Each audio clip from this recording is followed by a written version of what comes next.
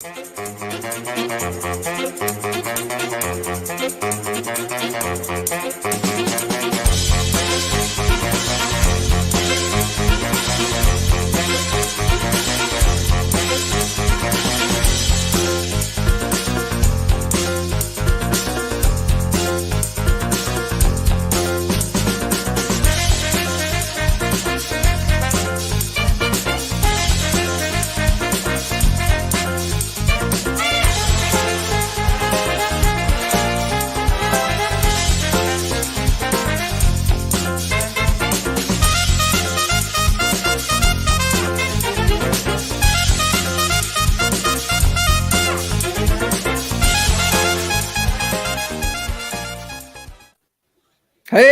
here we go. That GD show is back. It's Monday night. It is. Hi, Dave. Hi, hi. The G part of that GD show. And I am D, the D part of that GD show. And it stands for nothing else. That's right. Don't get any ideas, you heathen. No ideas, you gutter-minded people. How you doing, girl? I'm good. I'm good. This is exactly what I needed today. It was a very long day, so I'm always it's always good to be back on a Monday night. We want to thank everybody for tuning in tonight. We've once again we ask you to like and subscribe to this channel if you haven't yet. As they say in the chat, smash that like button and smash that subscribe button. Ooh, Darren put a lick that like button. I wouldn't recommend that. Lick that. Well, it's your computer. Do what you want. Yeah. You know, we're not going to tell you how to treat your equipment. Yeah. Your camera's not on. But anyway, also if you like what we do and want to support our work, Patreon is there for you. We appreciate that. Every now and then you get some extra benefit things, early pre-release videos and things from my talks and things like that. Genevieve, we're not doing calls tonight, so I'm not going to ask you to give us that number. Yeah. If you are watching tonight and you have questions or comments, just put them in the chat and we will look for them and try to make sure we get them up for our guest or for us or whoever you want to talk to. Greg Markowski, thank you, my friend. Hey, Dave and Genevieve. CTFD, Carpe the fucking diem. That's our motto around here. Thank you for your regular and generous support, Greg. We appreciate it. And I think I saw, there we are, Kim Possible, that 666 Antichrist donation. I can't hang for long tonight, so got to get the heathen support in early. Thanks, Kim. Good to see you. Come back and watch the show later. You're going to want to see this show and hear our guest tonight. He's got some great things to say, and I'm looking forward to bringing them. Before we do that, though, I want us to, in the show notes, there's a link to Bevan's 60 at 60 run for ALS. We talked about it last week. If you're not familiar with the details of that, go back and watch last week's show.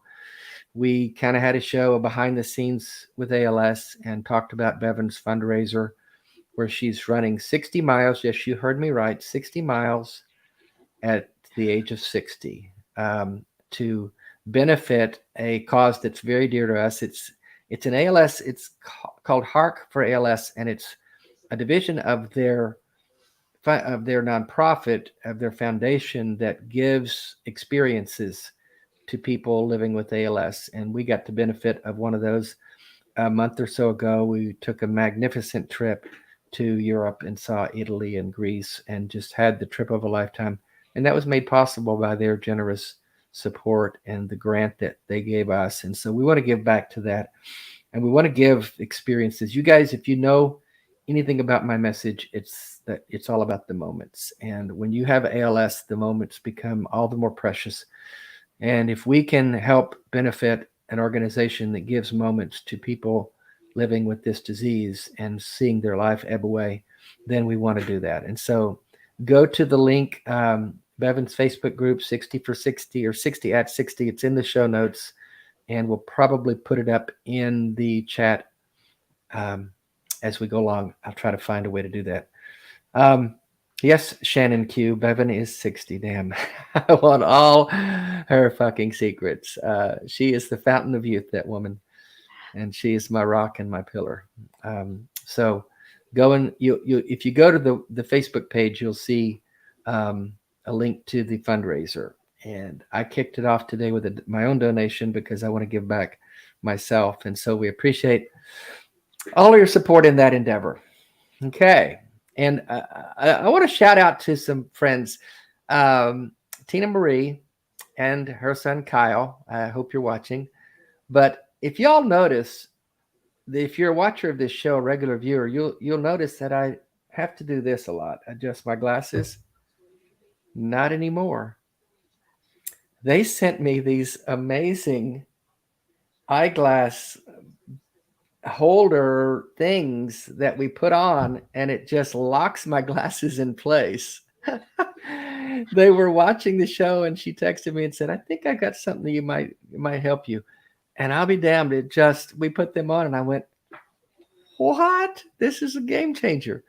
So Kyle, and it was Kyle's idea. He said, "Mom, I think I've got something that Dave might help Dave," because there's Tina. So thank you, Kyle. Thank you, Tina. We just got them in the mail today. And if you'll notice, I'm not having to do this. Can you believe? Now I'm crying. Oh, isn't it amazing, Genevieve? The people in this community. Yeah, it's incredible. And it's amazing, like the littlest thing that you might not think about can make the biggest difference in somebody's life. So that's just very special. When I do this, it looks awkward because my symptoms are in my hands, and it's not easy for me to do this. I mean, it's I'm struggling, and so to not have to do that is huge. But I thought we were done crying on the show after last week. See, it's just this beautiful group of people that just care, and it's just, yeah, it's amazing. So thank you, Kyle. That was your idea, I know. And thank you, Tina, for your lovely message that you sent along with that today. It was just heartwarming, and Genevieve's all teared up tonight already. So thank you. She's a sweetheart. It's just people being wonderful. I love that. So without further ado, again, like and subscribe. Put your questions, comments in the chat. We'll pick them up as we can. But I'm really looking forward to this conversation with my friend tonight, Bart Campolo. So I want everyone to welcome this special guest. There he is. Hey, Bart. Hello all. Hi, Dave. Hey, man. How you doing? Hi, Genevieve. Hi. Haven't seen you in a few years. We had breakfast, you and me and Bevan, gosh, about 3 years ago. Yeah. In your lovely Cincinnati. And it feels like longer ago than that, because so much happened after that. It has, and we had a wonderful chat with you, and you gave us some really good advice.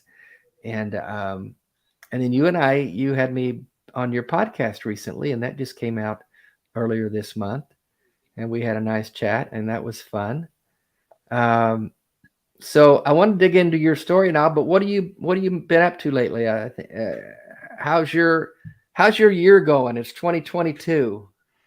Wow, that's a very broad question, Dave. I know. Well, give me a broad answer or a deep answer. I don't care. My year's going great. There you go. And that's it. That's our show for tonight. Thank you, everyone. No, I mean, all is reasonably well here. Good. In my world. Yeah, I live in Cincinnati, as you know, and my daughter and her husband live around the block, like around the corner, with my 2 grandkids. And so like kind of that part of the world is right here. So like all is well with those guys. I got a kid out in Malibu, and he got married this year, and that was wonderful. So like all is well. Good. Yeah. Well, I want to dig into your story a little bit. And we can talk as much or as little about all the different parts of it, but for those that don't know, tell us who your kind of evangelical royalty in the evangelical world. Yeah, I mean, definitely. I mean, compared to like a lower level pastor like yourself was. I don't have that famous name. No. I mean, I grew up outside of Philadelphia, and my dad was, when I was growing up, he was a college professor at a little school called Eastern Baptist College. And, you know, to me, he was a big deal because like everybody on Eastern Baptist College's campus knew him because he was the fun professor. But my dad was Tony Campolo. And so what happened was, as I was growing up, he kind of blew up as an evangelical Christian preacher. And so, the older I got, the bigger a deal he got. And so he always seemed like a big deal in my world. But as my world got bigger, I was like, oh, they know him there. Oh, they know him there. Yeah. And by the time I got to be like in high school and college, he was like the platform speaker at Urbana with Billy Graham. And later on, he was like counseling Bill Clinton in the White House. And he was writing like 50 books. And and he became kind of a big deal evangelical leader. And so I grew up kind of in that world. What do you think catapulted him? He's hugely charismatic. Yeah, he really is. Yeah. I mean, have you ever heard him preach in person, Dave? No, not in person. No, just Genevieve videos. You ever hear the old man? Not in person, no. Oh, yeah. The old man. You know, if you ever heard him, like, I mean, I've been around some of the world's greatest communicators, and you know, and he, like, I've never seen anybody who was significantly better than him. I mean, he was funny, he was engaging, and he connected in a kind of a way. It's a funny thing. Like, he was one of those people that you could be in a crowd of 10,000 and you felt like, you know, he was your buddy, and everybody afterwards was, oh, Tony, like everybody felt connected to him. So he had the gift. And so, you know, if you say like, why was he such a phenomenon? It was because like he had content and he had style. And he had a big heart, has a big heart. Yeah. I remember I was in, go ahead. No, when you say that, I take that for granted. But in an era in which evangelical Christianity was, you know, totally obsessed with winning people to Jesus. Yes. And it was all about getting people saved and building bigger churches and taking over the world that way. My dad and a guy named Ron Sider and John Perkins and a handful of these preachers were like, you know, actually, following Jesus isn't about getting saved and going to heaven when you die. Following Jesus is about serving the poor and fighting for social justice and making the world into the kingdom of God. And they took flack for that. Yeah, that was really, I mean, when he started out, that basically was the social gospel. The social gospel. Beware the social gospel. Yeah. You know, and people thought that he was distracting people from the really important thing, which was to get souls saved. Yeah. So I remember my thinking of Bree Badger. Thank you for that $2 super chat. We appreciate. Insert appropriate message here. But I remember I was in the charismatic evangelical world, speaking in tongues, the gifts of the Spirit.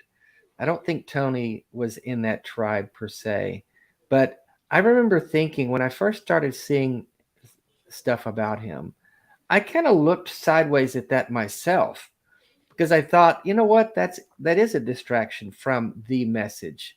The message is to save the souls, prepare people for eternal life. And the social gospel is a bit of a distraction from that. I remember I heard the criticism and I remember thinking, yeah, but I like what he's saying.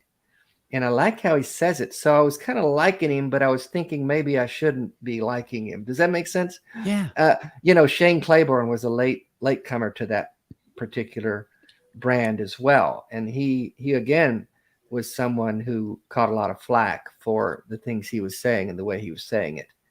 Yeah. I mean, he wasn't a latecomer. He was just young. He, Shane was a student at Eastern where my dad taught. So your dad was a big influence on him. Oh yeah, I mean, okay. Shane was a close, but like Shane was I introduced him to his wife. Oh, you know, wow, yeah.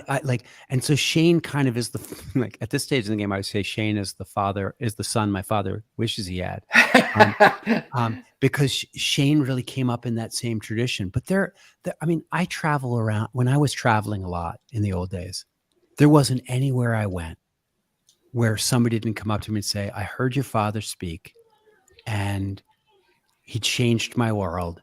and I became an inner city school teacher, or I decided to, to stop pursuing material wealth and to live simply and to serve the poor, or, people did all sorts of really noble things because they were convinced by my father that was what it meant to follow Jesus, was to serve the least and the last and the lost. And so, how does that make you feel? Well, it's really interesting because I went into that same world myself, Dave. I know. Inner city stuff. Yeah. Yeah. And like, I didn't grow up a Christian. I grew up thinking that's my dad's game. And like going like, I really knew he was a sincere Christian. None of it made any sense to me. I mean, it's a kind of a difficult narrative, like flying Jesus and people rising from the dead and all this stuff. And so like, I don't remember ever believing in God as a kid, but I always thought my dad was a good guy. And and when I was in high school, it was through a kid in my high school, on my high school soccer team, that like took me to his youth group. And I like had the whole got saved at youth group kind of experience. But your dad didn't lead you into that faith as a child? No, I mean, like, again, like I liked my dad. And I thought he was a sincere believer. The narrative didn't really make any sense to me. And it wasn't until what happened was I went along to this youth group, and, there were 300 kids in a room with a rock band. Yeah. And I walk in there and I was like, whoa, what is going on here? And they were the nicest kids. And they just loved each other, and they loved me, and they were nice to me. And like, I was a nice kid. Like, I was a really nice kid. And so I was thinking to myself, like, this is like a club for nice people. Yeah. Like, and they were like, we're going to reach out to the needy kids at our high school and try to make friends with them and bring them in and make them part of our group. I thought, this is wonderful. And so like, for me, what attracted me to Christianity at that point was that was the first time I kind of ever experienced that kind of collective effervescence, that kind of group love thing. Yeah. And, I still didn't believe in God, but I really wanted to be part of that group. That was what drew me in as well. I walked into a meeting like that with like 50 kids just hopping around the room and music blaring, and they're all excited. And I said, what are they excited about? I'm going to get me some of that, because there's nothing going on in my life that's just exciting. We were going on missions trips to help poor people. And like, so it's just like a lovely group of people. And so, I hung around with that group of people. And finally, like, my buddy on the soccer team takes me out to McDonald's. He says, look, you've been hanging around, but I don't think you've ever accepted Jesus Christ as your personal Lord and Savior. Like, do you want to? And I was like, sure. And like, even when I accepted Christ and he prayed the prayer, I still hadn't, like, I just wanted to be part of the group. Yeah. It wasn't you were in high school then? Yeah. And it wasn't until like months later, like, we're up on a retreat and we're around the bonfire, right? And the music's playing and everybody's singing, I love you, Lord, and I lift my voice. Right. And all of a sudden in that setting, I was like, oh, I felt something, And the Holy Spirit. Oh, yeah. maybe not. Maybe it was just that excitement, but we gave it the Holy Spirit. Well, you can call it what you will, but I had a transcendent moment. And like, whatever narrative you're in when you have one of those moments, it confirms the narrative. Like, and people say like, oh, sometimes the atheists, the hardcore types that listen to you guys. Yeah, we don't draw that crowd very well. But they'll say to me like, you must be so embarrassed that you used to talk about like feeling the Holy Spirit or like hearing the voice of God. Like, and I'm like, oh no, like, I felt something. I heard a voice, and they're like, no. Like, you don't believe in God. No, I don't believe in God. I don't believe in any supernatural force at all. But those experiences are real. And people that don't think that those experiences are real, like, I'm always like, you haven't used the right drugs. You haven't fallen in love with the right partner. You haven't been to the top of the right mountain. Like, you haven't been to the right rock concert. Like those experiences, human beings can manufacture them for themselves. But when they happen, they take on a life of their own. And for me, that confirmed Jesus for me. And I was like, oh, now I'm in. Oh yeah, me too. I mean, it was as real an experience as any kind of LSD trip could have been for me. It was that real, and I was immediately hooked. You know, Yeah. I was in. I want this. This is what I want to do, and I was sold into the narrative of being a part of a bigger story. Yeah.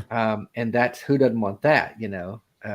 So to get back to my dad, Yeah. when I got in, right, the first summer I'm a Christian, one of my dad's college students says, "Hey, we're running a summer camp in Camden, New Jersey," which is like this big ghetto across the river from Philadelphia.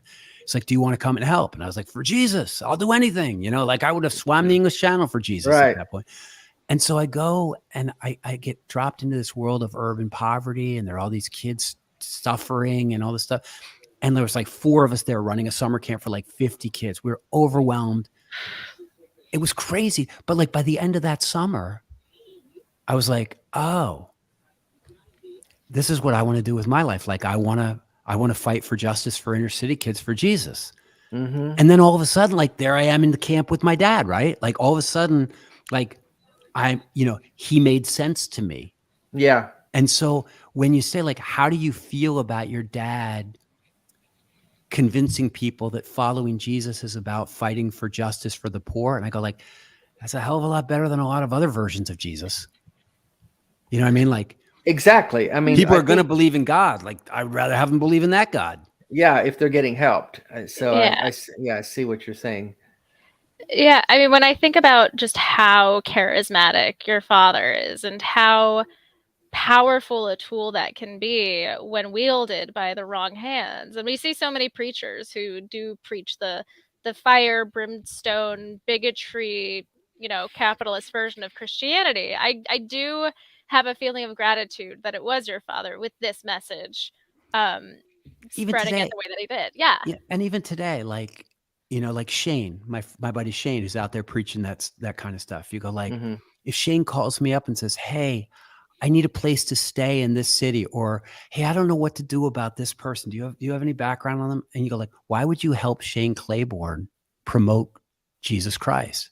Mm-hmm. And I go like, well, I got to tell you something. Like, I've studied enough anthropology to know that you could wipe out all the Christianity and all the supernaturalism in the world today, and people would reinvent it tomorrow. Like, people are Mm-hmm. prone to believe in spiritual stuff. And you go like, are there better and worse versions of that stuff?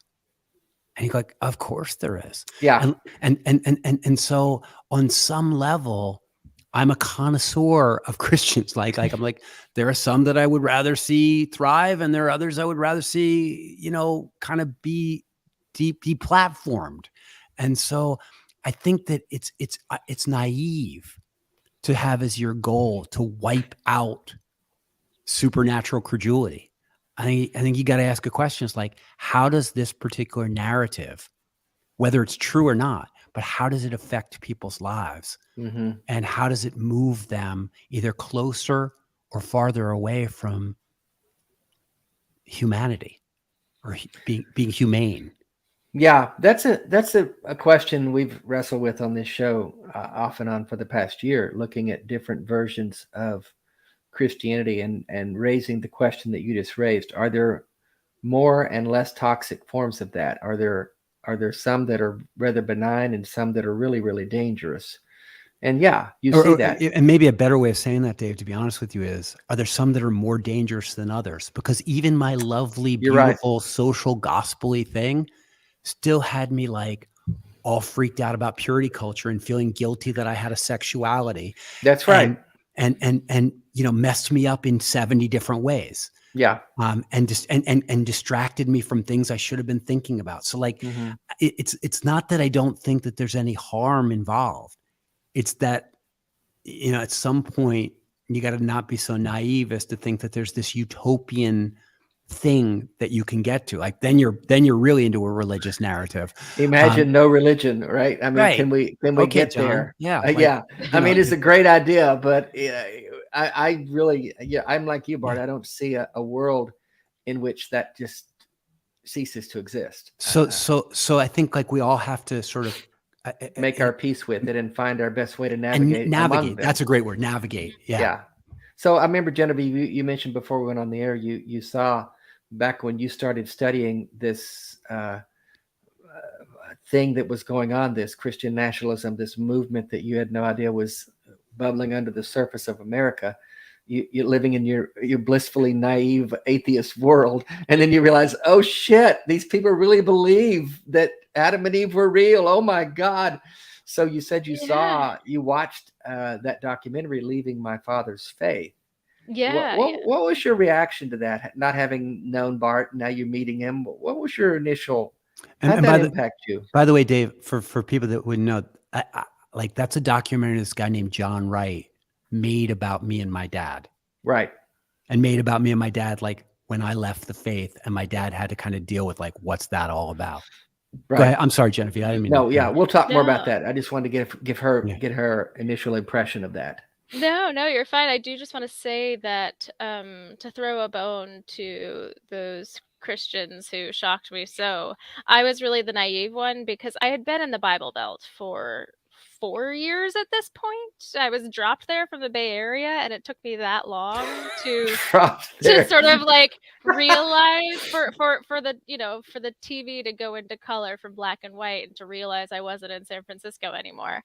No, but I was really, really struck by that documentary, particularly because I was watching it at this time when I was really diving into a lot of ex-Christian groups and reading people's stories about their families and their trauma and all of the, terrible things that have happened when their loving Christian parents disowned them for being non-believers or being trans or just being queer or what have you. And so it was really refreshing to watch this documentary that is all just you and your father having polite, kind conversations coming from a place of love and of just wanting to better understand each other. There wasn't a whole lot of finger pointing, and I've seen quite a bit of finger pointing, typically coming from the parents of various non-believers that I talk to. So you were struck by the civility within their between them and their conversations. That's pretty cool. It's interesting when you talk about the finger pointing, because I experience it both ways. Like a lot of people I know that are recently deconverted Christians, they're so angry and they just want to go back there and burn the whole thing down. And I kind of get that on one level. I think like one of the reasons I'm not that way is because I didn't get hurt the way that a lot of those people got hurt. Mm-hmm. Some of them, Dave got hurt. Yeah. When he left, I mean, there was meanness and there was real suffering. Mm-hmm. The kind of Christians I was friends with, they were just like, oh, okay, when are we going to play pickleball? They and my parents, they didn't throw me under the bus that way. And so, so first of all, I wasn't angry at them. And I think that the other thing is the kind of Christians that my parents were, they were Christians who were sort of had an optimism about the grace of God. And so they weren't necessarily convinced that because my theology was wrong, that I was going to burn in hell forever. And I think it's really hard sometimes for people to be civil when they're trying to save your life, when they're convinced you're going to burn in hell, or when they think you're a danger to their other kids, like you're toxic and you might cause somebody else to burn in hell forever. Mm-hmm. And so I think because my parents have a more generous view of God, they were able to be more generous with me. And I think because I got beat up less by Christianity, I was able to be more generous with them. Mm-hmm. And so sometimes when people say, oh, you're such a role model, how can I have that same conversation with my parents? And I'm like, kind of depends on your parents, kind of depends on your experience. It's not always that easy. Exactly. And another sort of question that I have for you as well, because, you consider yourself a humanist now, and the Christianity that you really were raised in, I mean, it led to you helping inner city children and doing all these fantastic things so many times. And Dave, I know you've said this quite a bit, is that when you're leaving your faith, oftentimes if you don't come from a practice that sort of aligns with your morals and values as they naturally are, you're not just deconstructing what you think the afterlife will be, but you're deconstructing the people that you vote for and the opinions that you have. And I wonder if in that situation it would make it feel like, you know, you've wasted so much of your life or so much time. It's like, wait, I spent decades hating the gays and preaching on Sundays and waking up early, and I didn't have to do that. My God. And that can be another source of that anger. It's not just anger at the people around you, but it's unjustified anger at yourself. Anger at yourself. Yeah. Exactly. Yeah. So, you know, I think we have to be, or at least I think I have to be, very generous with people who are acting on either side of that aisle, that are acting horribly, because there's emotions. Like, my dad suffered a lot when I left the faith. Yeah. It was embarrassing to him. It was frightening to him. See, because like in his world, you know, he was really worried. Like, I remember him saying to me, who are going to be your friends? Who's going to help you raise your kids? Like, what are you going to do with your life? He couldn't imagine kind and good people out there that didn't believe in God. Yeah, he wasn't. I mean, and he knew better. But like, what he couldn't imagine was, he was like, you're in this community and you're somebody in this community. By the time I left, I was like a big deal preacher myself, right? So like, he's like, what are you going to do? Like, how are you going to make a living? What community are you going to be part of? And I think, you know, he wasn't like, you're going to burn in hell. He was like, what's going to happen to you? Yeah. Because he kind of couldn't imagine me cobbling together a life which would have the same level of meaning and the same level of purpose and the same camaraderie and the same level of sort of vitality that I had in this Christian community that I was a part of. And the truth of the matter is, he wasn't wrong. Yeah. Like, there was no deep, warm, loving, secular humanist community out there ready to enfold me into the bosom of their love. There wasn't a fellowship I could go to every Sunday with my wife and kids, and we would get together and talk about how we were going to make the most of our one life. Yeah. There wasn't anything like that for us. And churches that have big budgets to bring you in to speak. The secular community just doesn't have a lot of that. So there was no career for me, for starters, but there also was no community for me.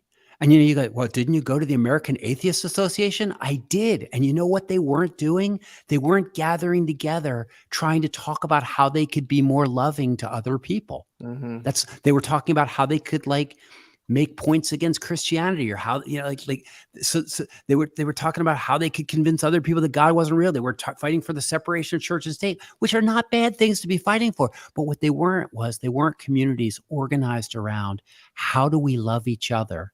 And how do we reach out to people that are hurting in the world and draw them into the kind of the envelope of our love, and transform their lives by loving them? And my dad rightly was like, that's what you're about, right?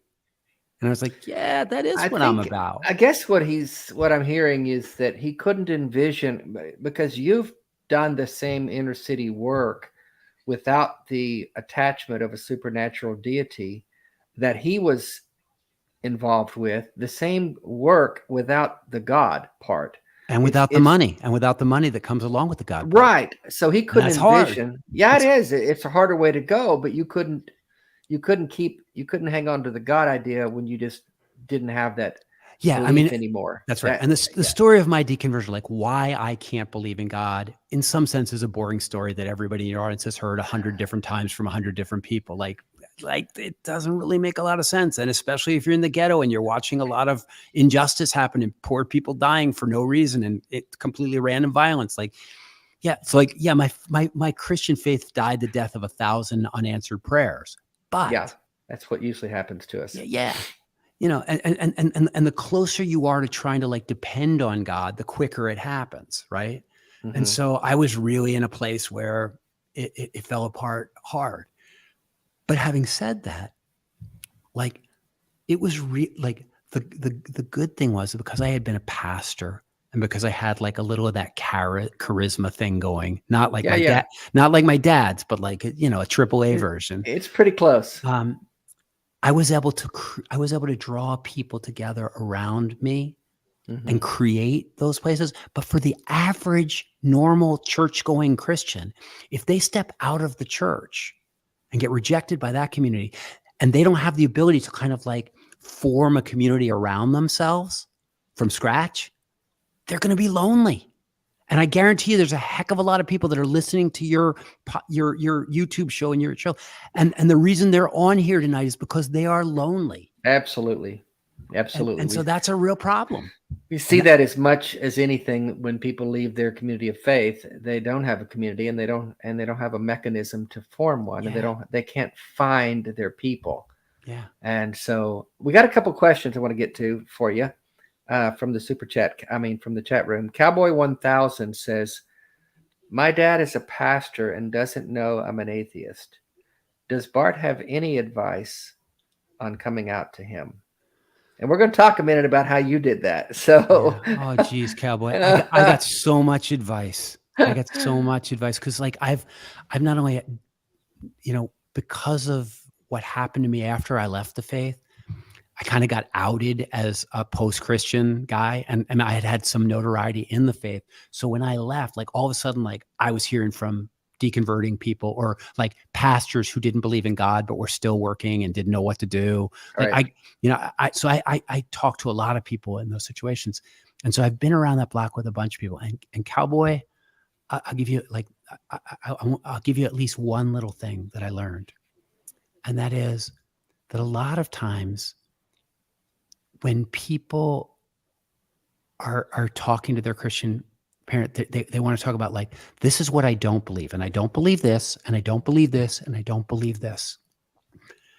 And it puts the other person on the defensive. It's kind of like you're somebody saying like, this is why I think you're stupid, and this is where you're wrong, and this doesn't, and the thing you're basing your whole life on is stupid. And people get defensive. Mm-hmm.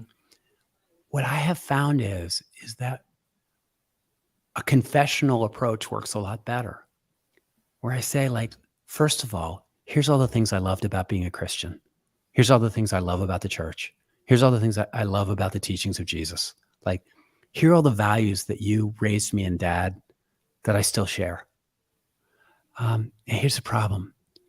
Not I won't believe in God. Not I don't believe in God. So like, I've gradually lost the ability to believe in God. I can't. Honestly, it would make my life a lot easier if I could, Dad. I mean, like, look at me. Like, I had a job. I had an identity. Like, it was a good deal for me. Like, if I could have stayed a Christian, I would have. I tried for years I bent my theology 8 ways to Sunday, trying to find a way. But in the end, I couldn't do it.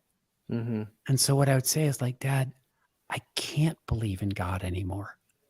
And I find that when you say that to people, especially within the church, they understand that because every one of them has had a moment in which they were like, I don't know if I can do this. And so you go like, I can't. And then what they go is like, he's not rejecting us. Something's happened. He's struggling. Yeah. Something's happened to him. And I go like, yeah. And so here's the thing, like, we still share a lot of the values. I can't hold that narrative anymore. And so here's what I'm committed to. And I was like, don't tell your dad that you're not a Christian until you're ready to tell him, this is what I am committed to. So like, I kind of think this life is all that there is. This would be the way I would say it, not the way you need to say it, Cowboy. But I go like, and so at this point, like, I think this is all there is. And so I really want to make the most of my life. And I've become convinced that the way to make the most of my life is by building loving relationships and by doing work that makes things better for other people. Mm-hmm. And by cultivating gratitude and wonder for just the privilege of being alive. Like, it's an amazing thing just to have any life at all. And like, I can, I would steer you towards Dave Warnock and his, like, all of his talk about like, life is short, make the most of it. Like, all of that stuff, I would sort of go like, I'm really committed to making the most of my life by building loving relationships. Mm-hmm. and by doing work that matters. And I think that like what happens is you're anticipating like this person saying like, oh, well, you've lost your faith. So now you're going to want to go like rape people and make child pornography and do all the crazy stuff that they, and you sort of like, you circumvent all that right at the beginning. And you say, Right. this is what I love about Christianity. I'm not able to believe that narrative, but I'm still committed to these values. What do you think I should do, Dad? Like, what do you think? What do you think? How do you think Jesus would want somebody who doesn't believe in God to live? Because I think what you'd find is that kid's dad, that your dad's going to look back at you and go like, gee, I think Jesus would want you to do the kind of stuff that you're committed to doing.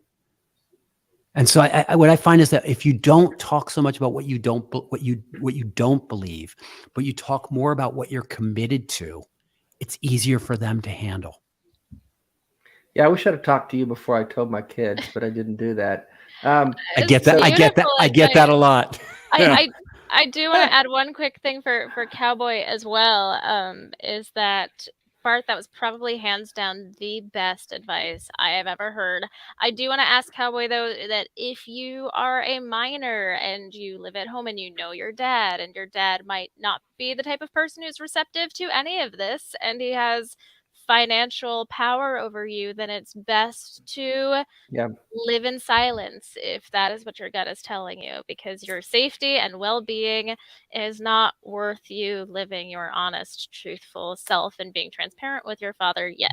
That's a good word, sister. That is a good word. We've known too many people who've been thrown out of their homes for sharing that truth, and it's not worth the risk right now. So be careful and make sure you're in a safe place before you have any of those conversations. And so the summary of the trailer for the documentary Leaving My Father's Faith. After Thanksgiving dinner, Bart Campolo asked his dad, the well-known preacher, when everybody's fat and sleepy after Thanksgiving dinner, you pick this time, Bart? Really? After Thanksgiving dinner, Bart Campolo, the well-known preacher, the son of well-known preacher Tony Campolo, to sit down and talk. Bart wanted to give his father some shocking news that after a lifetime of work as a prominent minister himself, he was no longer a believer in the Christian faith. It was the beginning of a candid, meaningful exchange between a father and his son about belief, storytelling, and the power of our relationships. How did you? Is that kind of how you couched that with your dad on that day? Yeah, Thanksgiving Day? And Dave, the thing you got to understand about me is that, people say like, when did you lose your faith? Or when did your thing fall apart? I was like, I started losing my faith in Orthodox Christianity about 5 minutes after I accepted Jesus Christ as my personal Lord and Savior. Like, it was always hard for me to hold that narrative. I see. The supernatural side, the heaven, the flying Jesus, the miracles, that stuff wasn't the reason I got into Christianity. That was the price of admission, was to believe that stuff. I was willing to deal with that to get to the community and the purpose and the mission and the meaning of it all. And so over the course of my Christian journey, it kept changing my theology. Like I was in the inner city working with people, and I would meet people that were wonderful people who had no shot in life, and then they would die young. And I was like, they're going to hell because they didn't get the theology right. So like early on, I became like a universalist, which is a kind of Christian that believes that everybody gets saved in the end. Yeah. Mm-hmm. And then, I went to college and my roommates were gay, and I had never met gay people before. And this was in the 80s. And we were, even the nice Christians didn't think gay people were okay with God. But like, these were gay guys. And so like I worked through, and and over the course of a while, I became one of those Christians that performs a lot of gay weddings and did all that stuff. And so like that, another piece goes down, and then like I studied scripture, and I became kind of a person who didn't believe in the inerrancy or the literalness of Christian. So like I'm moving all this way. Right. So by the time I finally, I end up in the inner city and back on the streets, working street level after running this big organization. And I'm writing these newsletters in which I'm sort of going like, I don't think God can save these people. I don't think we can save these people. They're beyond hope. Some of the people I'm working with, but like we can love them. Mm-hmm. And people are writing, you don't believe that God can do all things. And so when I finally say there's nothing left, I remember telling friends, yeah, I think I'm an atheist. I don't think I believe in God at all anymore. And they were like, yeah, we knew that. We wondered when you would figure it out. Like it was like a gay person coming out and going, Yeah, I'm yeah. gay. And everyone's like, we've known, we Of wondered. course you are. You know, and so for me, that like nobody was that surprised, right? Because you always had that social gospel humanist bent to you. And so I'm sure you've gotten the criticism when you came and That you weren't a real Christian in the first place. Yeah, you never were saved to begin with. Yeah. And, you know, I've had that response too, although, my God, 3.5 decades as a minister and giving everything I had. But my response to people when they say that now is, you know what, you're right, because there's no such thing. Jesus doesn't change anyone. No one is born again. The Holy Spirit doesn't come in and infuse us with his power. We're just people who adopt a certain language and a label to identify ourselves with, and that name Christian is a label, but we're all humans. You know, as a cultural anthropologist, I would say it's a lot deeper than that, in the sense of I was really transformed by the spiritual encounters that I had with the community and with the God that I concocted in my mind. But you were transformed by your notion of that. There wasn't a Holy Spirit that did some inner work in Bart Campolo or Dave Warnock and changed us. No, I don't believe there was. We were transformed by being a part of a community and throwing ourselves into that. But those are powerful forces. Oh yeah, there definitely is change happening. Yeah, and so you're right. Like I don't, you know, obviously there's not a supernaturalist bone in my body, but like the fact of the matter is that when people say I wasn't a real Christian, I was like, you know, so like when I'm in the bathroom as a 17-year-old, cutting the back of my wrist with a knife because I've masturbated again, and I'm ready to cut off my hand if it keeps causing me to sin. Like, please don't tell me that I didn't really believe in God and that I didn't really believe in the scriptures and that I wasn't really like that there wasn't something real going on there. Because I got to tell you, I was in and nobody was watching. This wasn't me performing for anyone. Like this was just me and God trying to work it out. So like, yeah, you could tell me I wasn't a real Christian, and you know, and you know, with all due respect, fuck you. With all the respect that is due, right? Yeah, yeah.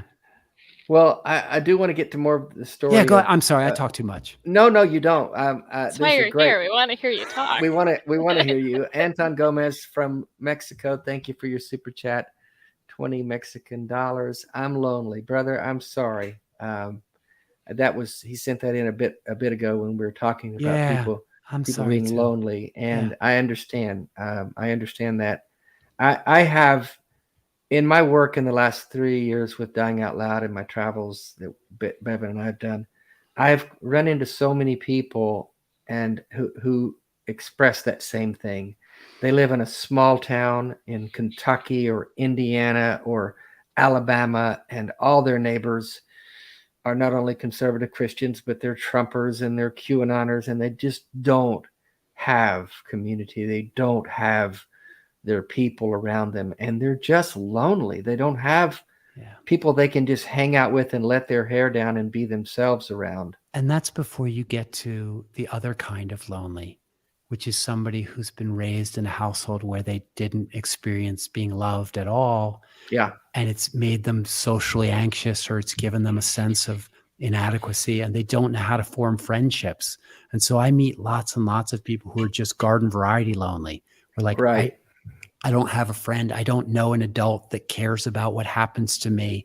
I don't have, if I was in trouble, I don't know who I would call. And so, you know, when I was a Christian, I remember thinking like, that's my mission is to try to create community for people that don't have anyone. And he said, well, what's your mission now? And I go like, oh, it's to try to create community Same for people thing. who don't have anyone. The disease of loneliness is the thing that I am the most moved by. And, I see it happen to people who get sexually abused or sexually assaulted, is that it creates a kind of loneliness around some of them. If they don't find somebody that they can tell, who believes them, who takes them seriously, they end up in this kind of profound loneliness. I see it in people that have physical deformities. I see it sometimes with people that are very ugly, physically ugly. And so like this idea of like, the world is full of people that are lonely, and some of them are just spiritually lonely. Like I can't find the fellowship. But it's just so all encompassing, how many people, I mean, the last Gallup poll, when they asked people like, how many people in your life do you feel like really know and care and would sacrifice for you? The most common answer was 0. Most people couldn't name one person that they said person, that's my person. And so I think like, if you really take it seriously that this life is the only one that you have, and you say like, how do I, like, what can I do in the world that will have eternal or lasting significance? The answer is nothing. That the world won't even be, there's nothing in this world that has eternal significance. If you say, but like, how can I make meaning in this moment? That's it. The only meaning that's available to you is in connecting with other people. And what I would say is that there's a special kind of meaning when you connect with somebody who hasn't had the opportunity to connect with anyone else before. So, that's my little plea. That's my little like humanist evangelism. That's all there is. And you and I share that sentiment that this life is all we have, and we need to make. I love it in the trailer when you say, when people say to you, you mean this is the only life we have, and you say yes, and isn't it wonderful? But I see in that trailer that you and your dad had this back and forth a little bit about that, and he was disturbed that you didn't. Now I'm putting this, you correct me if I'm using the wrong language here, upset or disappointed that you didn't believe in eternity, and that you were settling for this one life. And there's one exchange where he's saying to you, so you're just telling me I'm wrong? And you're saying, no, you're telling me I'm wrong. And I said this back and forth. So tell me what that was like when you told him, Dad, I don't believe that there's anything after this life, and that this is the one life we have. And then he says there's a bicycle accident you have, and he's wondering how much of that plays into your changing ideology and worldview. I couldn't tell. Like, he's like, "Are you brain damaged?" Like, Is that what he's asking you? Yeah. And he's really not. What he's saying is that you came close to dying. Yeah. And that seems to have changed you. Did it? I don't know anybody who's come close to dying who it hasn't had a significant effect upon. There's something about having the veil stripped away and knowing like, I really am going to die because I almost died. Like, and for me, like I had my brain smashed against a tree at 40 miles an hour and my personality changed.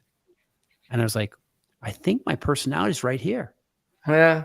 I think when this all breaks down, I just don't think I'll be here anywhere. Like, I think that's the end of Bart Campolo. And, I know all my psychedelic drug using buddies are like, no, consciousness is, like, it's a great idea, but we don't know that. No, that's the thing. But my hunch is that this is like my experience of the bike crash made me think like, I really think this is it for me. Yeah. And I think that for my dad, one of the things is that Christianity for him, I think the favor it has not done for him is that it caused him to believe that he would never die. Mm-hmm. That's exactly right. And so he has failed to reckon with death. But now as he's getting very old, there's this creeping fear of like, what if I'm wrong? What if this really is all there is? And that's not a good time to start reckoning with death. And so for me, the bike crash made me start thinking about my own mortality way early. And I think that there's a kind of a blessing or an opportunity in that. I remember reading that great book, Tuesdays with Morrie, that everyone was reading in the 90s, about this professor who's dying, who's teaching his one favorite Of student ALS. of ALS. Yeah, you know the book. Yeah. And at one point, Morrie says, listen, there comes a point in your life where you start losing things. Mm-hmm. And he said, the question you have to ask yourself is, are you going to spend your life being bitter about what you've lost or being grateful for what you still have? Mm-hmm.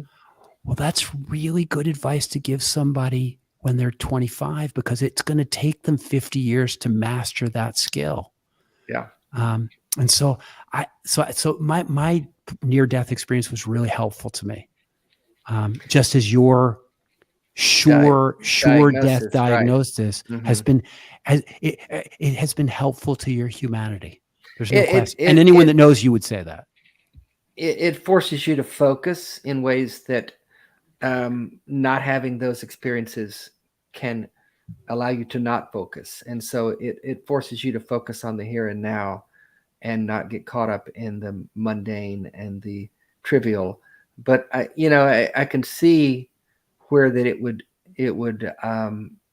your dad would be discombobulated by that, because his whole worldview was shaken by your changing worldview, and they do have to wrestle with the idea. I know my family and other people, what if I'm wrong too? Yeah. If Dave can change his mind, if Bart can change his mind in such a profound way, and I know they're genuine people and good people, it does shake them, and they have to say, wait. Yeah. I think the most troubling thing to my folks, and maybe to you, was when I left the faith and I stayed the same person. Yeah. Because the whole idea was like, Bart, you didn't become mean or angry. He does all this stuff for poor people. He lets people stay in his house. Like he still does. It's all because God acting through you. He's guided by the Holy Spirit. He's empowered by the Holy Spirit. And so when you stay the same person, they go like, well, it's very hard to make a case for like that it's Christ that's making the difference in my life. Well, I've been told that it's the Holy Spirit working through you, Dave. You just don't recognize it anymore. That's what I've been told. We all get that. Yeah. But it's funny. I was looking at your question thing, Dave, and there was this one guy who says, "Hey, Bart, did you have any leftover fear of hell?" Yeah, we were going to get to that. Yeah. And I was thinking, like, the thing is that the bad news about really thinking that this life is that I lost out on heaven. The good news is I lost out on hell. Yeah. And so the truth of the matter is that, Greg, early in my Christian journey, I realized that like hell was a construct that didn't make any sense in the context of a loving God. Right. And so like I let go of hell 25 years before I let go of Jesus. Mm-hmm. And so the answer is, for me, no. I know a lot of post-Christians who are haunted by the fear of hell because it was so much a bigger part of their Christian journey that it got kind of deeply embedded in them. Again, remember, I'm getting raised around all these people that say following Jesus isn't about escaping hell. It's about doing good things in the world. Right. And so it wasn't a big part. Now, Dave, you probably had a lot more of that stuff than me. Actually, I didn't as well, because the people that I've talked to who have the biggest difficulty with the hell concept had it drilled into them as children. Yeah. Mm-hmm. And when you get before you have the cognitive ability to separate different parts of what you were told, and you just believe what any authority figure tells you, then when someone tells you that you're bound for hell unless you repent, as a 4-year-old, as a 5-year-old, it's lodged somewhere deep inside. It's really true. And I didn't have that. I came to it like you did, attracted to the big community and the party going on and wanting to be a part of that. So letting go of hell was not a big deal for me either. My dad still wakes up in the middle of the night and sometimes wonders, am I going to burn in hell? What a tragedy is that? Yeah. What a tragedy. It infuriates me, because a good man like that, who's dedicated his life to helping other people, should never have that thought in his fucking head ever. Yeah. And Robert, it troubles me. Robert Ingersoll, who's like my humanist hero, he was known as the great agnostic. He was like the most popular speaker in the world in the 1890s. And Ingersoll said that the doctrine of grace, the doctrine of grace is connected to the doctrine of original sin. And he said the doctrine of original sin in hell, he said if it weren't for those two doctrines, he would leave Christianity alone. Yeah. But he said they are a blight, and they are a violence against people that ruins people's lives. And to this day, I don't think there's any worse teaching in the world than the teaching of grace, because the teaching of grace is basically you deserve to go to hell. Yeah. And it is only by Jesus's amazing intervention that you don't go to hell, but you actually are a piece of shit. Yeah. And God wants to burn you, and only Jesus is stopping him. That it's veiled in this love and beauty, though. I Nasty accosted, teaching. I accosted a street preacher last week who had a sign out that said "Jesus saves." And when I say accosted him, I wasn't angry, or I didn't accost him. I just said, "What does Jesus save us from?" Well, God. Hell. I said, "Why do these people walking by here deserve to go to hell? What have they done? They're just good people trying to do their best to get through life. So what is wrong with them?" And he started, going down the Adam and Eve original sin road. And I just said, you need to quit abusing these people, because what you're doing is abusive. Mhm. And it's wrong. It's telling them that there's something wrong with them and that they deserve to go to hell unless Jesus saves them from that. That is not a happy message. That is a bad message. Mhm. He didn't know what to do with it. But I'm like you, Bart. I think it's the most hideous thing we can tell people. And I think that was one of the biggest ways that really solidifies how God is a creation of man and not the other way around, because the way this reads so similarly to I don't know how many abusive partners that I've either known myself, had myself, or helped friends work through or escape. Yeah. It's this idea of, oh, why are you making me hit you? Why did you Yeah. have to make me do this? If you Why weren't are you so making bad, me I send wouldn't you be to so hell? angry. If I, Right. yeah, exactly. And by the way, don't go anywhere else, because nobody else will want you. You're Exactly. lucky. You're lucky Nobody to have can me. Yeah. love you like I am me. what gives you your life value, and without me, you have You are, nothing. And you're apart from me, you can do nothing. Yeah. Mhm. I mean, doesn't that sound like an abuser? It's totally an abusive relationship, Yeah. to be Yeah. sure. So Yeah, and they Genevieve, need to I be know there worshipped. were other questions. Pick Yeah. another question for Bart. We've got a ton of questions been coming in. Yes. There was a question that Foreign Window had asked for all three of us. It says, Daniel Kahneman said, if I had a magic wand and could make one thing in the world disappear, it would be overconfidence. They agree with this quote. Do we? You first, Bart. You're the guest of honor.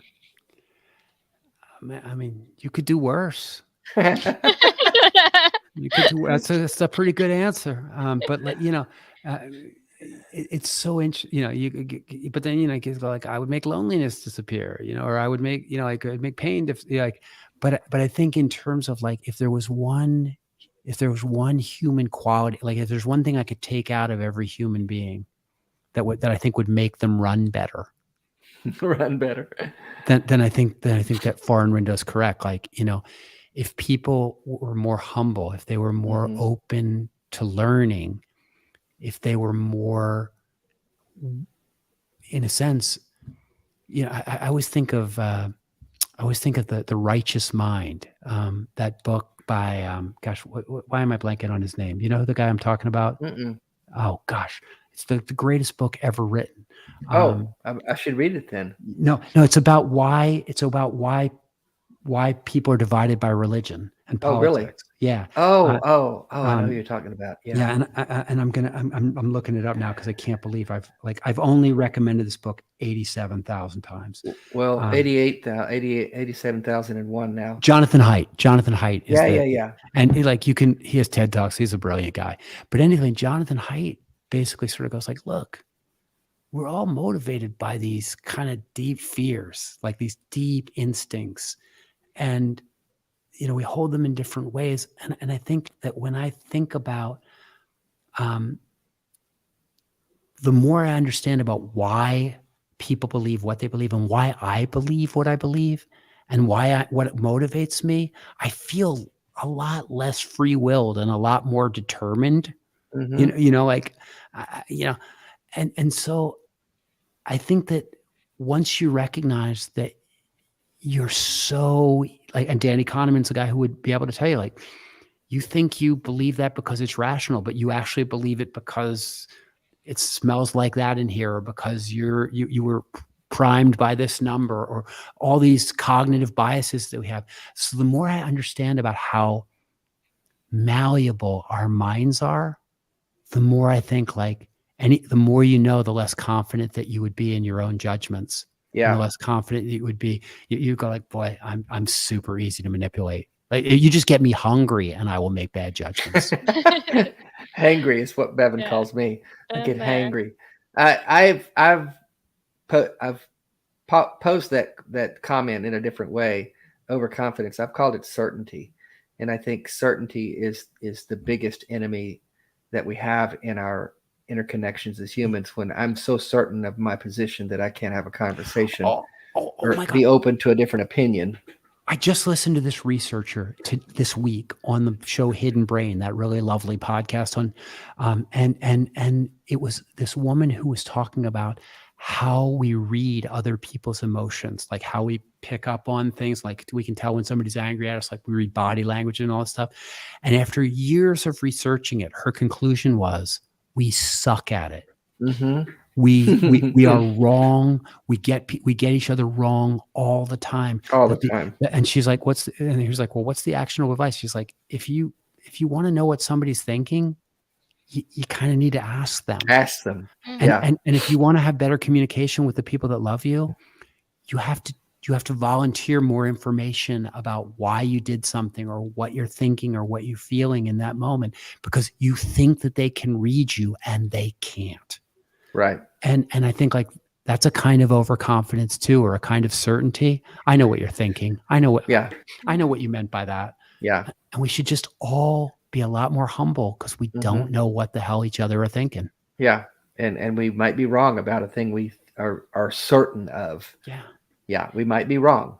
Genevieve, what do you got? Yeah. Well, it's interesting because I can think about the ways that overconfidence has led to so many terrible decisions, so many bad ideas, so much hatred and ignorance, and rom-coms that could have just not existed, like ever. They could have been over within like the first 30 seconds. If somebody would have just asked the question, how are you feeling? This is what's going on. But I also I can't stop like I can't escape my own little monkey brain and my own experience with this, because I am, a very ADHD individual who has like severe imposter syndrome and a massive problem with indecisiveness. And so sometimes the only way that I can get through my day is to just like close my eyes and pull the trigger and just be like, okay, I'm super confident and we are going to get this done and I will figure it out as we go along. fake it. Exactly. It's either faking it or just being so anxious about not knowing what's going to happen that I think of every possible scenario that could go wrong and just make sure that I compute all of them before I go forward. But Genevieve, don't you think for the people in your life, there's a huge and colossal difference between you looking them in the eye and saying, I'm doing this because I know it's right, and saying, I'm not sure, but I need to make a move. So like, I'm doing this I'm doing this and hoping for the best. And you go Doing like, the best. Right. I'm doing the best I can. I just feel like the problem with I think that we have to make decisions in ignorance. Mm-hmm. But there's a great difference between making a decision openly in ignorance and covering it over with a veneer of certainty. Yeah. And boy, if there's anything I learned as a preacher and watching other preachers and knowing people, it was that the more certain somebody was of what they were preaching, oftentimes, the more uncertain they were of it in real life. That they were preaching to themselves and trying to convince themselves of something. And so I think old Foreign, is it Foreign that said that they agree with Danny? The more we talk about this, the more I think Foreign's right. Yeah, I think so too. We've talked ourselves into it. We got a question Wonder super chat. Thank you, Wonder, for that $10. For me, it felt dishonest to stay religious. Did you feel for a little while too before leaving? Did you feel that for a little while? Oh yeah. I mean, you know, the thing that we all learn in Christianity and in any kind of faith, and sometimes even in not faith things, but like in companies or in armies or political parties, is that your your your moral value is in certainty. Mm-hmm. And that like it is the unwavering commitment that is the thing to be envied and to be desired and to be projected.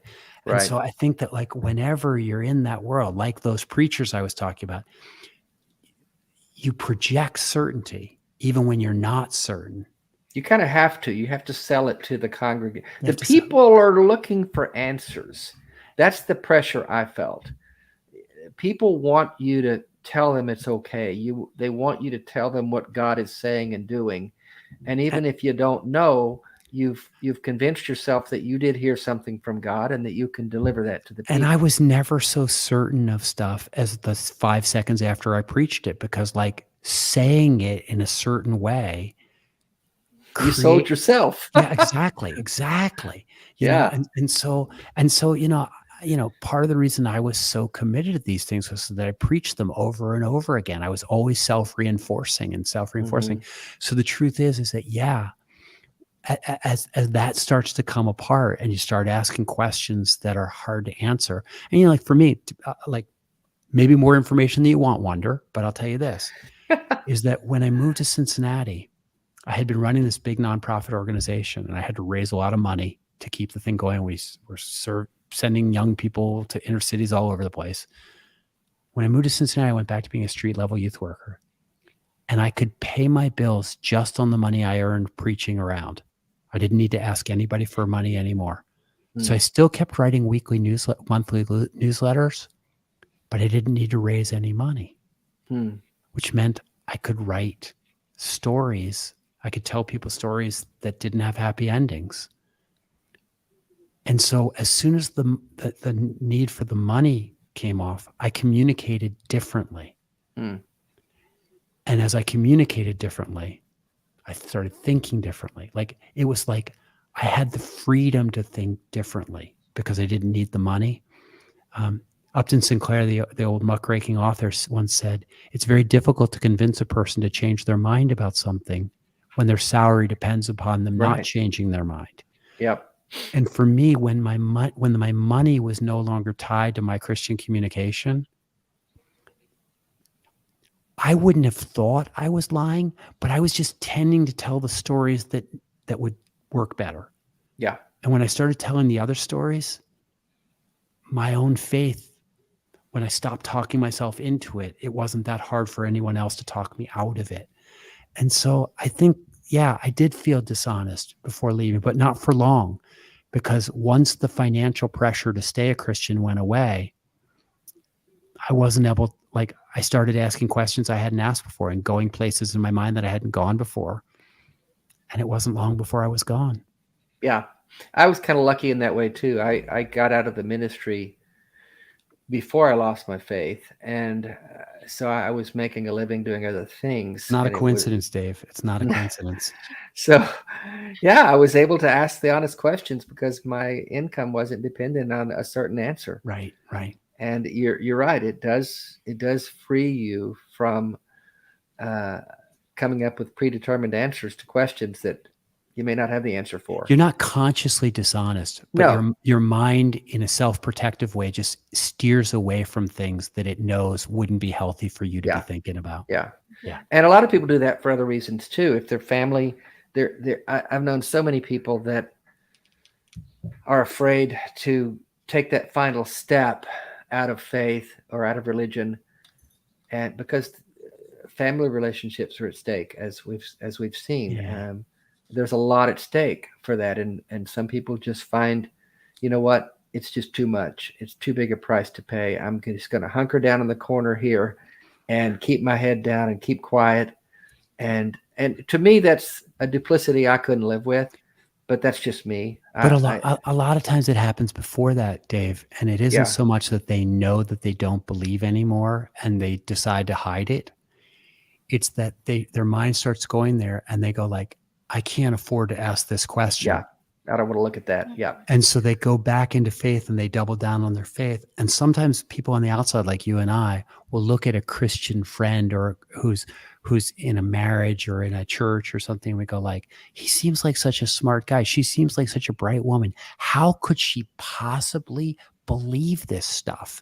And you go like, once you recognize what would be at stake if she stopped believing this stuff, you realize how motivated she is not to look at the very evidence that convinced you. Mm-hmm. And so sometimes when you say like, I can't believe somebody's stupid enough to believe that. Yeah, no. It's not stupidity at all. It's a kind of enlightened self-interest. Yeah, it's self-protection, if you will. Yeah, it's absolutely a form of self-preservation. And I do think it's fascinating that you found that preaching and doing this every week was a form of convincing yourself, because I think about when the pandemic first hit and everything shut down, the churches in my community were freaking the fuck out about keeping the doors open and keeping people coming in. A lot of money at stake. Well, it's a lot of money at stake, but it seems like, if they knew that some people's faith wouldn't survive without the weekly reinforcement. Yeah, and it's true. It's true. That all-powerful God can't really take a vacation. People get out of the habit of coming every Sunday, and then when they can come again, they go, why would I do that? It's pretty comfortable here at home. I think I'll just stay home and watch the live stream. The best book I've read recently on this subject is called How God Becomes Real. And it's written by a Harvard cultural anthropologist who's spent a lot of time embedded with evangelical Christians, but also with Wiccans and other religious groups. And what she says is like, we study religion wrong. We ask the question like, is it true or is it not true? And she said, the real question is, by all accounts, both within the church or within within religious communities and outside, it takes a tremendous amount of work to conjure a connection with God. Like you've got to discipline yourself. You've got to get up in the morning and pray. You've got to go to very carefully choreographed worship services. There's music. It takes a tremendous devotionals, journaling, all that stuff to conjure the experience of God. That's very true. Or to conjure the connection with God. And she's like, look, I'm not saying there is a God or I'm not saying there isn't a God. I'm saying there are two kinds of people. There are people that are willing to do that work. And there are people that aren't. And the question we have to ask about the people that are willing to do all that work to stay connected to God is, what are they getting out of that? Yeah. What makes that worthwhile for them? And I think it really, but I think with the pandemic, Genevieve, as you point out is if people are prevented from doing that work, you go like, well, God's still there. And you go like, actually, you got to do all that work to keep God alive in your heart and keep God alive in your mind and to keep God alive in your community. And so Christians have always said this, and every religious community says this, like, if you stop meeting together, it's a big problem. Like, do not ever stop meeting together. You've got to, because there's an understanding that this is not something that just sustains itself. It takes a tremendous amount of effort to maintain a belief in God. And I think and you go like, well, if it takes effort, then you would think like everyone would know it's fake. And you go like, it doesn't mean it's fake. It just means it takes effort. Yeah, they would look at it like a marriage. It takes effort in a marriage to communicate and to understand and to compromise. So yeah, I'm doing that with God and he's doing his part. He is. Okay, he is. You convince yourself that he is. Well, and you're taught that if there's a distance between you and God, who moved? Yeah, if there's a distance between you and God, it's your fault. And so there's a sense in which it reinforces it. If you feel close to God, God's responsible. If you feel distant from God, you're responsible. And so there's this tremendous impetus to do the work. Mm-hmm. And every Christian I know feels like they're not doing enough to stay close to God. Yeah. And another Bible study, another prayer meeting, and another devotional, another book that just came out. to stay close to God. I might lose that edge. And so there's something, if it takes that much work, you have to say to yourself, gosh, that person's need for that community or for that level of certainty or for that escape from the fear of death or whatever it is that's driving them must be deeply profound. And that's why I think you have to treat those people with great respect. You have to respect that need and go like you shouldn't trivialize it or talk to them like it's a lightweight thing, or like, how could you be so stupid or so superficial to just buy into that? There's something profound that they need there. And so in the same way that you need to have respect for an opioid addict, or you need to have respect for somebody who's addicted to drugs or addicted to alcohol, or you need to have respect for somebody who's devoted their life to art and has like left all their relationships behind for art, and just go like, wow, I don't get it, but man, this must mean a great deal to you. That's a good way to look at it. What was that book? Name of that book again? How God Becomes Real by T.H. Lerman. Yeah. I think I may want to look at that. Oh, you'll dig it. You kind of have to look at that angle of it if you're ever going to have a meaningful conversation with. If you just come at them and say, "Hey, that's bullshit," God's not real. How can you believe that shit? Just double down.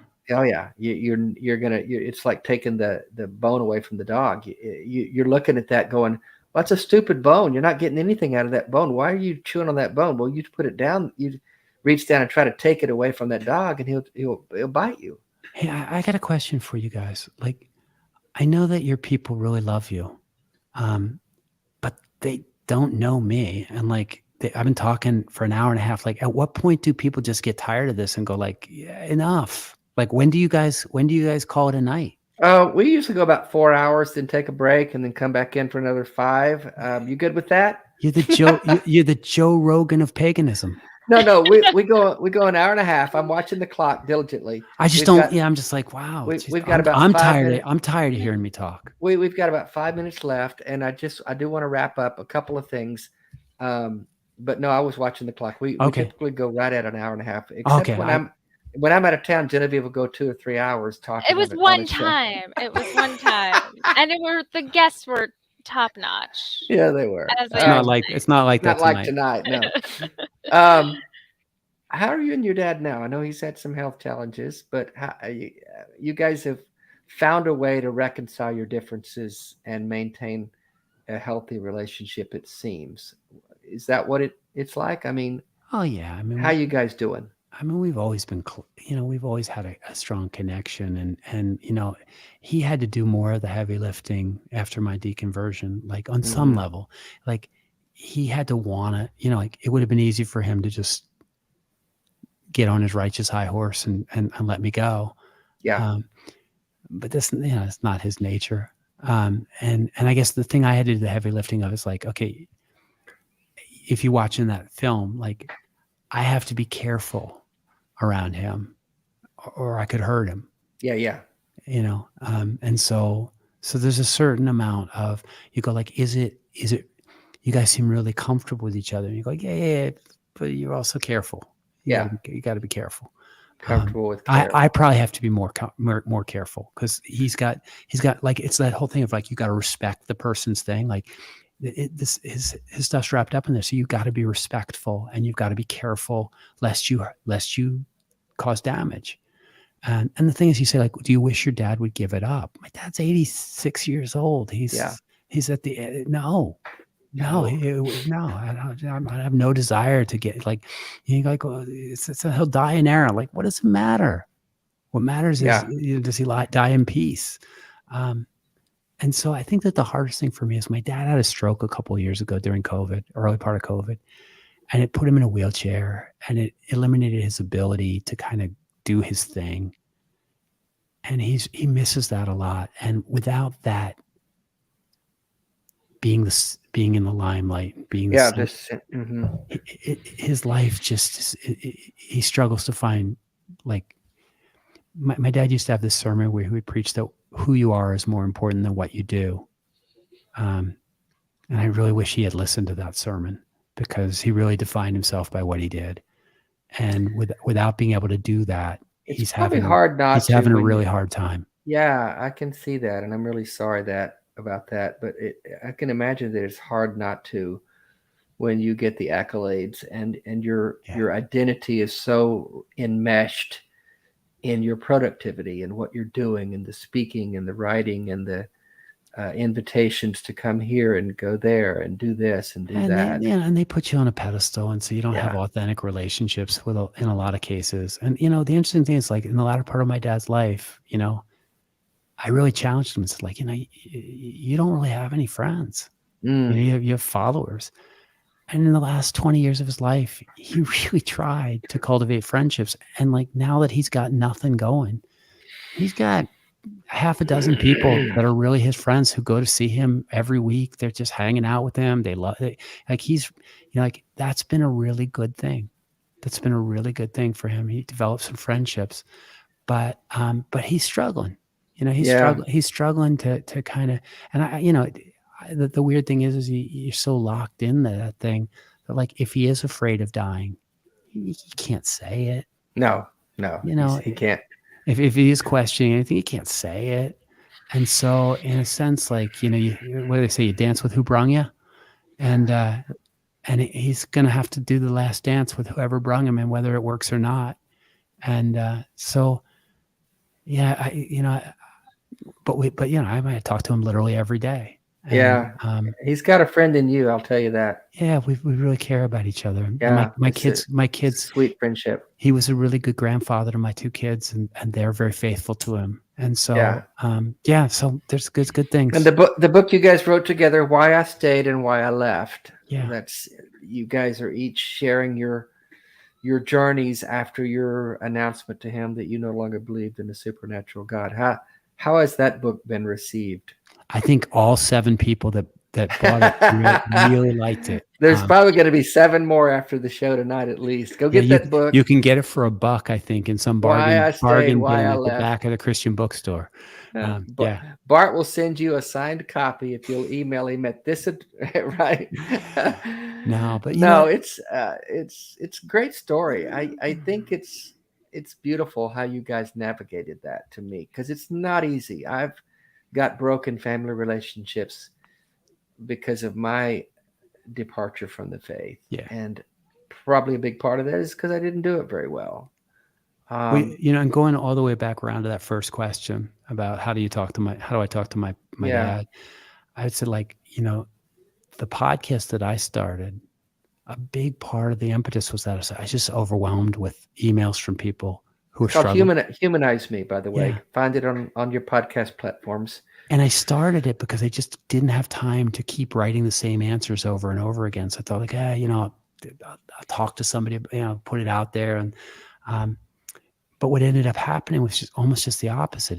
You put out the general stuff, but I started having people that would call and say, "Hey, could I just meet with you one-on-one?" And I was like, I can't afford to do that. Like, I'm struggling for, and they're like, I'll pay $100. I need a therapist. Like, I don't need a therapist. I need a deconversion coach. Mm-hmm. And you ended up doing that. And what I found was it reminded me of that line from Anna Karenina, Tolstoy's great novel that starts out, all happy families are alike, but each unhappy family is unhappy in its own particular way.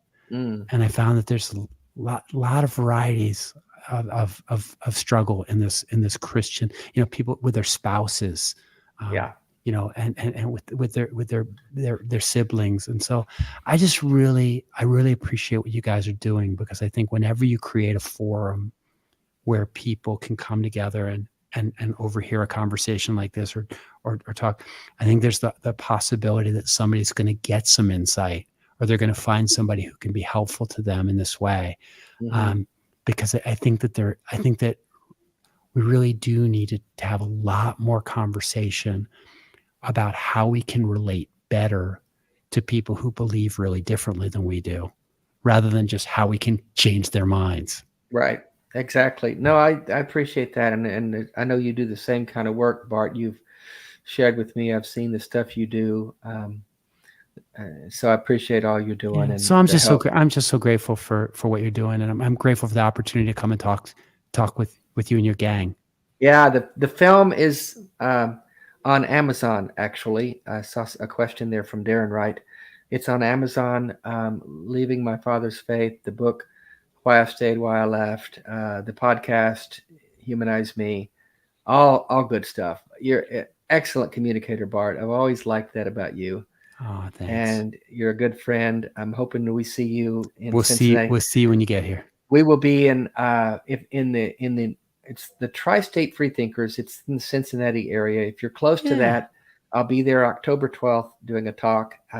It's on a Wednesday night. Reach out to me if you want details on that, and we'd love to see you there. Also, remember that we've got the fundraiser that Bevan is doing, the race for raising funds for ALS adventures for people with ALS. You can see the link to that in the show notes. We'd love for you guys to go to that and sign up for that fundraiser that Bevan's going to run 60 miles, Bart. 60 miles for 60 years. What a woman. Wow. Yeah. Alan Thomas, thank you, buddy. $10. Good stuff, Bart. I've been thinking lately about how faith is described as substance and evidence in Hebrews 11, and how that by faith, the Christian alternative reality becomes real. Yeah, that's a good way to look at it. Thank you, Alan. Thank you, Bart. We're out of time. I know you want to stay and talk another couple hours, but we just can't. I do want to let you know, though, before we go, that there are just as many people watching now as there were an hour ago. So you did not drive them away, and they're clamoring for you to come back. Yeah. I feel better about myself, and I can sleep a happy man now. Genevieve, it was just a pleasure to meet you. Likewise. I never talked to you before, and I just appreciate your style. Yeah, Thank you. I appreciate yours. All right. Yes. All right. I'll see you guys later. Bart, I'll see you in October, bud. Say hi to Marty. I will. All right. Bye-bye. That's our show for tonight, folks.